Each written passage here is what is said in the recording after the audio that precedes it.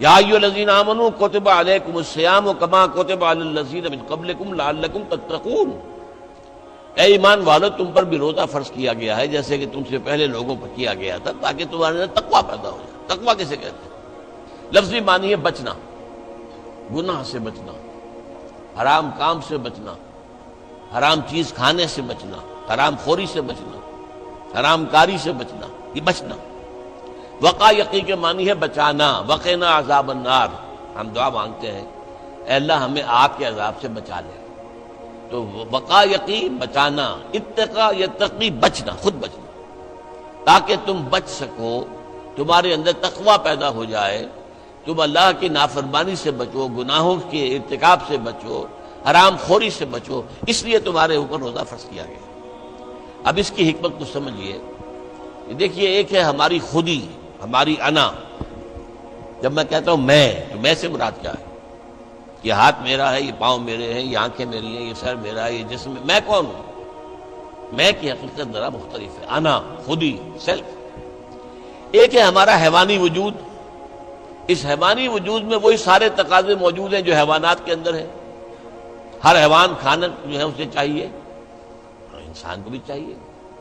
ہر حیوان میں نسل کشی کے لیے شہوت کا مادہ ہے، ہمارے اندر بھی ہے۔ ہر حیوان کو کوئی نہ کوئی گھونسلہ ہو، کوئی بھٹ ہو، کوئی جگہ چاہیے رہنے کے لیے، آرام کرنے کے لیے، ہمیں بھی چاہیے۔ تو حیوانی تقاضے ہمارے جو ہمارے وجود کے اندر موجود ہیں، ان کے لیے کہا ہے، فرائڈ نے لفظ استعمال کیا ایڈیا لیبیڈو۔ یہ ایڈیا لیبیڈو بہت منہ زور ہے۔ بھوک لگتی ہے تو انسان کہتا ہے کچھ بھی ملے کھانے کو، حلال ملے حرام ملے کھاؤ۔ شہوت کا جذبہ جب جاگ اٹھتا ہے، برانگیختہ ہو جاتا ہے، تو پھر وہ تو چاہتا ہے تسکین ہونی چاہیے میری شہوت کی، جائز ناجائز، حلال حرام، صحیح غلط، سب چھوڑو اس کو۔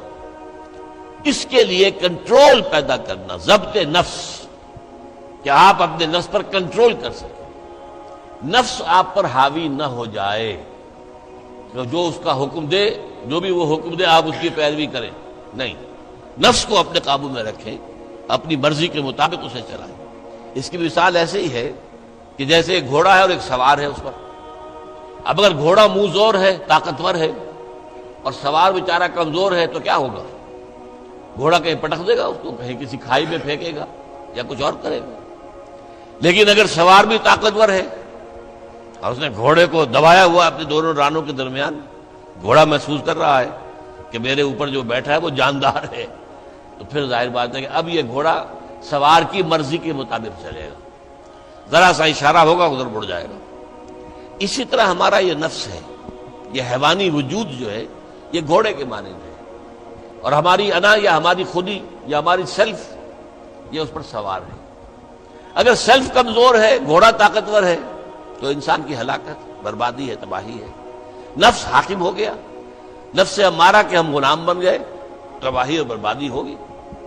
ہاں اگر آپ کی انا مضبوط ہے، آپ کی خودی طاقت پر ہے، آپ کی سیلف جو ہے اس کے اندر طاقت ہے، تو یہ حیوانی وجود اب آپ کے کام آئے گا۔ گھوڑا جیسے آپ کو آپ کی مرضی کے مطابق لے کر جائے گا، منزل تک پہنچائے گا، ایسے اس حیوانی وجود کو استعمال کر کے آپ نیکیاں کمائیں گے، خیرات حسنات، اللہ کو راضی کرنے کے لیے کام کریں گے۔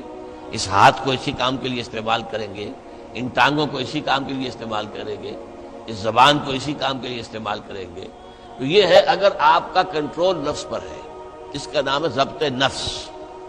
اور یہاں میں تھوڑا سا اشارہ کر دوں کہ ایک اور لفظ بھی آتا ہے، نفس کشی، نفس کو مار دینا۔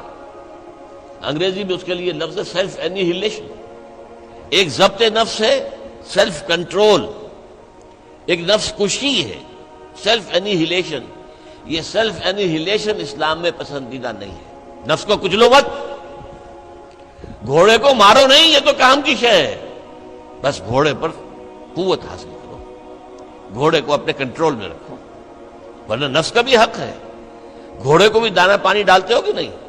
تمہارے نفس کا بھی حق ہے۔ وَإِنَّ لِنَفْسِكَ عَلَيْكَ حَقًّا وَإِنَّ لِزَوْجِكَ عَلَيْكَ حَقًّا وَإِنَّ لِزَوْرِكَ عَلَيْكَ حَقًّا۔ تم پر تمہارے اپنے نفس کا بھی حق ہے، تم پر تمہاری بیوی کا بھی حق ہے، تم پر تمہارے جو ملنے کے لیے لوگ آئیں، ملاقاتی ہوں، زیارت کرنے کا، ان کا بھی حق ہے۔ اس نفس کا بھی حق ہے، اس نفس کا بھی حق اسے ادا کرو، لیکن حلال، حرام نہیں۔ یہ حرام اور حلال کے فرق کے لیے ضبط کی ضرورت ہے، کنٹرول کر سکتے۔ اس کنٹرول کے لیے روزے کی ایک مشقت کہہ لیں یا مشق کہہ لیں، یہ مشق ہے کہ آپ نے سال میں یہ 30 دن یا 29 دن میں شدید بھوک کے باوجود حلال چیز بھی نہیں کھائی، کھانا موجود ہے، شدید پیاس ہے، فرض کیجئے کہ آپ عین دوپہر میں دفتر سے یا کہیں کالج سے آپ آئے ہیں اور گھر پہنچے ہیں تو شدید پیاس کی وجہ سے جب وہ موسم آ جائے گا جون کا اور مئی کے روزے جو ہیں تو تب معلوم ہوگا کہ روزہ کہتے کسے ہیں۔ ابھی تو ہم کچھ دنوں سے عادی ہو گئے، سردی میں روزے تھے، روزہ کچھ کہتا ہی نہیں تھا، اب بھی ذرا ہے، کچھ تھوڑا سا رنگ دکھا رہا ہے، لیکن اکتوبر کا مہینہ ہے، اس میں وہ گرمی تو نہیں ہے نا۔ لیکن ہو سکتا ہے کہ اس وقت اگر روزہ ہو تو گلے کے اندر کانٹے پڑے ہوئے ہوں گے پیاس کی وجہ سے، اور گھر میں پہنچے تو معلوم ہے پانی موجود ہے، فریج موجود ہے، ٹھنڈا پانی موجود ہے، برفاب اور بھی ڈرنکس موجود ہیں، روح افزا کی بوتل رکھی ہوئی ہے، نہیں پینی، کیوں؟ اللہ کی اجازت نہیں۔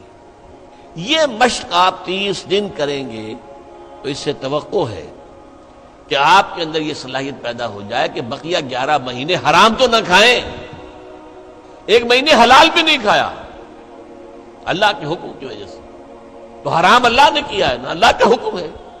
11 مہینے یہ تقویٰ پیدا ہو جانا چاہیے، یہ طاقت تمہارے اندر پیدا ہونی چاہیے، یہ صلاحیت پیدا ہونی چاہیے کہ حرام میں منہ مت مارو، حرام سے اجتناب کرو۔ یہی وجہ دیکھیے، ذرا کڑوی بات آپ کو سنا رہا ہوں، فرض کیجئے ہیں روزے کی حالت میں آپ حرام کام کر رہے ہیں، کھانا تو نہیں کھا رہے، جھوٹ بول رہے ہیں تو حرام کام ہے، سودی کاروبار کر رہے ہیں حرام کام، رشوت لے رہے ہیں یا دے رہے ہیں حرام کام، عین روزے میں اگر یہ کام ہو رہا ہے تو پھر یہ روزہ بے معنی ہے۔ صرف کھانا پینا چھوڑ دیا تم نے، روزہ تو نہیں رکھا، یہ روزہ تو نہیں۔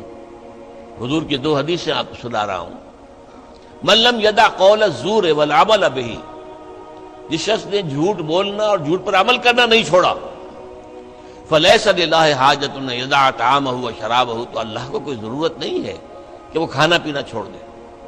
جھوٹ بولنا نہیں چھوڑا عین حالت صوم میں، تو یہ صوم نہیں ہے، فاقہ ہے۔ تم نے کھانا پینا چھوڑ دیا، بس روزہ نہیں، نہ اس میں روزے کی حکمت پوری ہوگی، نہ روزے کی غرض و غایت پوری ہوگی، نہ روزے کی برکات، روزے کے انوار اس سے پیدا ہوں گے، بلکہ بس یہ ہے کہ آپ نے دن بھر میں فاقہ رکھا ہے، اللہ اللہ خیر صلی اللہ۔ اس طرح ایک اور حدیث میں آتا ہے، کم من صائم لیس من صیامہ الا الجوع، کتنے ہی روزہ رکھنے والے ایسے ہیں جنہیں اپنے روزے سے سوائے بھوک کے اور کچھ حاصل نہیں، بھوکا رہا، بس منہ بند کیے رکھا، باقی روزہ نہیں تھا وہ۔ جب عین روزے کی حالت میں جھوٹ بول رہا ہے یا جھوٹے عمل کے اوپر، جھوٹے کاروبار پر عمل کر رہا ہے تو یہ روزہ نہیں ہے۔ تو روزے میں کھانا اور پینا صرف یہ ترک کرنا نہیں ہے، بلکہ یہاں تک بھی آیا ہے کہ فرض کیجئے کہ کوئی شخص آپ سے جھگڑ رہا ہے، گالن گلوچ پہ اتر آیا ہے، تم یہ کہو کہ بھائی میں اس وقت کچھ نہیں کہہ سکتا، میں روزے سے ہوں، میں اس وقت تمہاری بات پر جواب نہیں دے سکتا، میں روزے سے ہوں۔ یہ بھی گویا کہ روزے کے تقاضوں میں سے ہے، جھگڑا نہ کیا جائے، فساد نہ کیا جائے، لوگوں سے لڑا نہ جائے، گالم گلوچ نہ کی جائے، یہ بھی روزے کے تقاضوں میں سے ہے۔ تو روزہ رکھا جائے پورے آداب کے ساتھ تو اس سے تقویٰ پیدا ہوتا ہے، اس میں کوئی شک نہیں۔ تو یہ ہے گویا کہ اولین سطح پر روزے کی حکمت، یا ایھا الذین آمنوا کتب علیکم الصیام کما کتب علی الذین من قبلکم لعلکم تتقون۔ اب آئیے اگلی منزل، کچھ عرصے کے بعد پھر رمضان کے روزے فرض کر دیے گئے، شہر رمضان الذی انزل فیہ القرآن ھدی للناس وبینات من الھدی والفرقان فمن شہد منکم الشہر فلیصم۔ رمضان کا مبارک مہینہ وہ ہے جس میں قرآن نازل ہوا، اور قرآن کیا ہے؟ لوگوں کے لیے ہدایت، اور ہدایت اور حق و باطل میں امتیاز کی بینات، روشن چیزیں، واضح چیزیں، کھلی چیزیں، بین چیزیں۔ تو جو کوئی بھی تم میں سے پائے اس مہینے کو، نہ مریض ہو نہ بیمار ہو، موجود رہے اپنے گھر میں۔